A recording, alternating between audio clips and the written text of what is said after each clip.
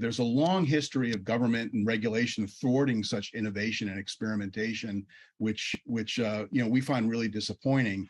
So I wonder if you could respond to these kinds of concerns, namely that regulators might ultimately strangle crypto to the extent that it really does develop into a viable alternative system.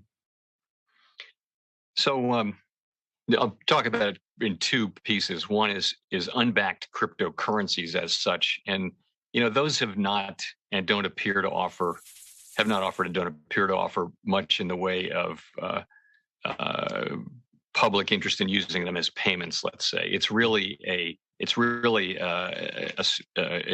a great store of value. What it is a speculative asset. It's not backed by anything. There could be an argument that that's still during the development phase, and that it's something that we could see emerge. But yes, be that as it may. And I also have close-in family members who offer that perspective vigorously. So, as you suggest, but stablecoins is a different thing, and the question is, are there forms of private money like stablecoins which can play a role in our financial system, which would, and the answer is, of course, that we don't want to stand in the way of appropriate innovation, particularly including digital innovation.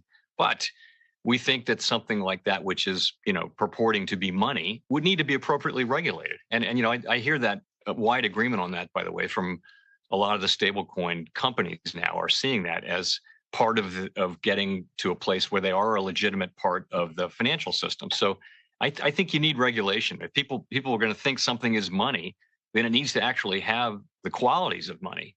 And if it doesn't, then you don't want. I don't think you want to take money and make it into just another consumer product where sometimes it fails and sometimes it's good. You want it to be guaranteed to be good. If the public's going to look at it like it was a dollar, you want to have clarity, transparency. You want to have full reserves of very liquid, high quality assets, and things like that. That's all. So I think that we need legislation on this. Just it's typical of technological innovations. There isn't a regulatory framework that really gets after payment stable coins.